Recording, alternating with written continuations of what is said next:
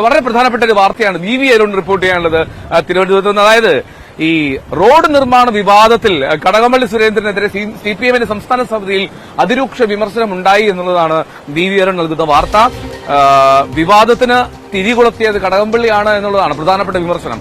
Party ഭരിക്കുന്ന നഗരസഭയെ കടകംപള്ളി പ്രതിക്കൂട്ടിൽ നിർത്തിയെന്നും മുതിർന്ന നേതാവിൽ നിന്നുണ്ടാകാൻ പാടില്ലാത്ത നടപടിയാണ് എന്നും പ്രശ്നം അതീവ ഗൌരവമുള്ളതാണെന്നും സംസ്ഥാന സെക്രട്ടേറിയറ്റിന്റെ റിപ്പോർട്ടിൽ പറയുന്നു. അരുൺ ചേരുന്നുണ്ട്. Arun, good morning. ഈ കടകംപള്ളിയെ ഇത്രമാത്രം രൂക്ഷമായി ആക്രമിക്കാനുള്ള അല്ലെങ്കിൽ വിമർശിക്കാനുള്ള സാഹചര്യം എന്താണ്? ശരിക്കും ഈ ഒരു വിവാദത്തിന്റെ ഉത്ഭവം അത് കടകംപള്ളിയിൽ നിന്നാണോ?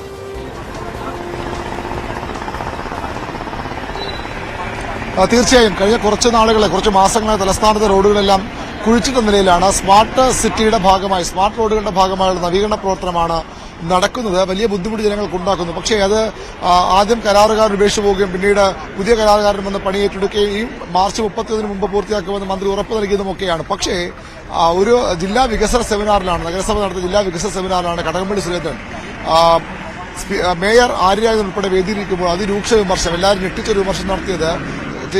ചിലർക്ക് ജനം വളരെയധികം ബുദ്ധിമുട്ടുന്നു, ജനങ്ങൾ കുരുങ്ങിക്കിടക്കുകയാണ്, സാധാരണക്കാർ പറയുന്ന ഒരു കാര്യം തന്നെയാണ് കടകംപള്ളി പറഞ്ഞത്. പക്ഷേ അത് പ്രതിക്കൂട്ടിലാക്കിയത് ഉദ്യോഗസ്ഥരെ പഴിചാരിയായിരുന്നു കടകംപള്ളിയുടെ വിമർശനം. അതായത് അഴിമതി നടക്കുന്നു, തിരുവനന്തപുരം നഗരസഭയിൽ അഴിമതി നടക്കുന്നു, പണം നൽകാതെ ഒന്നും നടക്കില്ലെന്ന് ധ്വനിപ്പിക്കുന്ന വിമർശനമാണ് മേയറെ വേദിയിലെത്തി കടകംപള്ളി നടത്തിയത്. തൊട്ടു പിന്നാലെ അടുത്തൊരു പരിപാടിയിൽ മന്ത്രി വി ശിവൻകുട്ടിയും മേയറും ഒക്കെ പങ്കെടുത്ത പരിപാടിയിൽ മന്ത്രി മുഹമ്മദ് റിയാസ് ഈ കടകംപള്ളിയെ പരോക്ഷമായി വിമർശിച്ചുകൊണ്ട് ചിലർക്ക് ഇപ്പോഴും പഴയ കാര്യങ്ങളുടെ ഓർമ്മയാണ്, ചില കരാറുകാർക്ക് വേണ്ടിയുള്ള വിമർശന തരത്തിലുള്ള മറുപടി നൽകി. അത് പിന്നീട് വലിയ ചർച്ചയാവുകയും ചെയ്തു.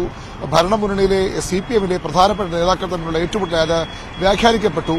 ഇതിൽ മുഹമ്മദ് റിയാസ് ഈ വിഷയം സിപിഎമ്മിന്റെ സംസ്ഥാന നേതൃത്വം പരാതിയായി തന്നെ അറിയിച്ചതായും സൂചനകളുണ്ട്.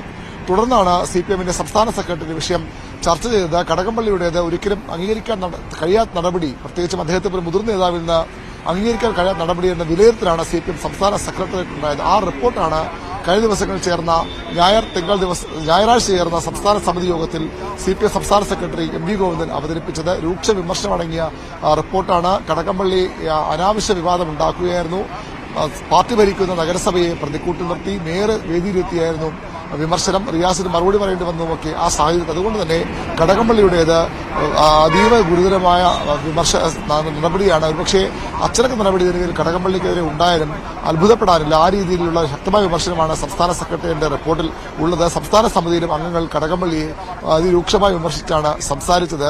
നമുക്കറിയാം, ആറ്റിങ്ങൽ മണ്ഡലത്തിലേക്ക് സിപിഎം പരിഗണിക്കപ്പെടുന്നു എന്ന തരത്തിൽ ഉയർന്നു വന്ന പേരുകളിലൊന്നാണ് കടകംപള്ളി സുരേന്ദ്രൻ. പക്ഷേ ഇപ്പോൾ അത്തരം ഒരു സാഹചര്യം നിലവിലില്ല എന്ന സൂചനകൾ കൂടി നേതാക്കൾ നൽകുന്നു. കടകംപള്ളിയുടെ ഇപ്പോഴത്തെ ഈ പോക്കിൽ, ഈ വിമർശനത്തിൽ വലിയ അതൃപ്തി സിപിഎമ്മിന്റെ നേതൃത്വത്തിലുണ്ട്. തലസ്ഥാനത്തിലെ ഏറ്റവും പ്രധാനപ്പെട്ട നേതാക്കളിൽ ഒരാളാണ് കടകംപള്ളി സുരേന്ദ്രൻ. സംസ്ഥാന സമിതി അംഗമാണ്, കഴിഞ്ഞ തവണ മന്ത്രിയായിരുന്നു, നിലവിൽ എംഎൽഎ ആണ്. അത്തരമൊരു നേതാവാണ് ഇത്തരത്തിൽ പാർട്ടി ഭരിക്കുന്ന നഗരസഭയെ പ്രതിക്കൂട്ടിൽ നിർത്തിയെന്ന വിമർശനം, വിലയിരുത്തൽ സിപിഎമ്മിന്റെ സംസ്ഥാന സെക്രട്ടേറിയറ്റിൽ ഉണ്ടായിരിക്കുന്നത്. സംസ്ഥാന സമിതിയിലും അത് അതേ ഗൌരവത്തിൽ റിപ്പോർട്ട് ചെയ്തിരുന്നതാണ് ഏറ്റവും പ്രധാനപ്പെട്ട കാര്യം. എൽദോ, അരുണ, ഈ വിമർശനമുണ്ടായി കടകംപള്ളിയെ പ്രതിക്കൂട്ടിൽ നിർത്തുന്ന തരത്തിൽ അല്ലെങ്കിൽ പാർട്ടിയെ പ്രതിരോധത്തിലാക്കി കടകംപള്ളി എന്നുള്ള വിമർശനം പറയുമ്പോൾ കടകംപള്ളിയുടെ ഒരു പ്രതികരണം എന്തായിരുന്നു? അല്ലെങ്കിൽ പുറത്ത് ഔദ്യോഗികമായി പ്രതികരിക്കില്ല എങ്കിൽ പോലും എന്താണ് അതിൽ ഒരു വിശദീകരണമായി പാർട്ടിക്ക് മുന്നിൽ നൽകുക? ഇനി എന്താണ് അടുത്തൊരു ഘട്ടം? കടകംപള്ളിക്ക് മുന്നിൽ എന്താണ് ഇനി അടുത്തൊരു പോകുമ്പോൾ? ഇതിനെങ്ങനെ കടകംപള്ളിക്ക് അതിൽ ഒരു ന്യായീകരണം കണ്ടെത്താൻ കഴിയും?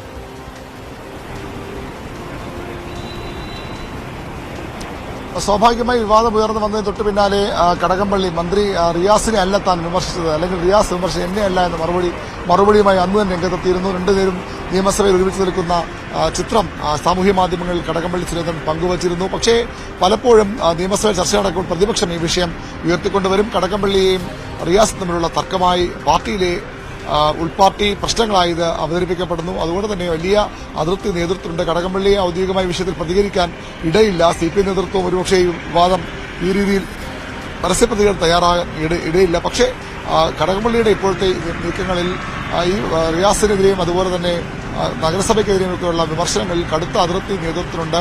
അതൊരു നടപടിയിലേക്ക് പോകുമോ എന്ന സൂചനകൾ ചില നേതാക്കൾ നൽകുന്നു. പക്ഷേ അത് സ്ഥിരീകരണമില്ല. ഒരുപക്ഷെ ഒരു താക്കീതുൾപ്പെടെ നടപടികളിലേക്ക് അധികം വൈകാതെ ഈ കാര്യങ്ങൾ പോയാലും അത്ഭുതപ്പെടാനില്ല. അത്രയധികം പാർട്ടിക്ക് പാർട്ടി ഭരിക്കുന്ന ഭരണസമിതിയുള്ള നഗരസഭയ്ക്ക് ഒക്കെ കടകംപള്ളി അവമതിപ്പുണ്ടാക്കിയെന്ന വികാരം CPM ശക്തമാണ്. അത് ഉന്നത നേതൃത്വം തന്നെ ആ ഉത്തരവിൽ വികാരമുണ്ട്. അതിന്റെ പ്രതിഫലനമാണ് സംസ്ഥാന സമിതിയിലുണ്ടായത്, സംസ്ഥാന സെക്രട്ടേറിയറ്റിൽ ഉണ്ടായത്. സംസ്ഥാന സെക്രട്ടറി തന്നെ റിപ്പോർട്ട് വയ്ക്കുമ്പോൾ സ്വാഭാവികമായും അതിന്റെ ഗൌരവം കൂടും. കടകംപള്ളി ഏതെങ്കിലും പ്രതികരണം തയ്യാറാകുമോ എന്ന കാര്യം ഇനിയും അറിയേണ്ടതുണ്ട്.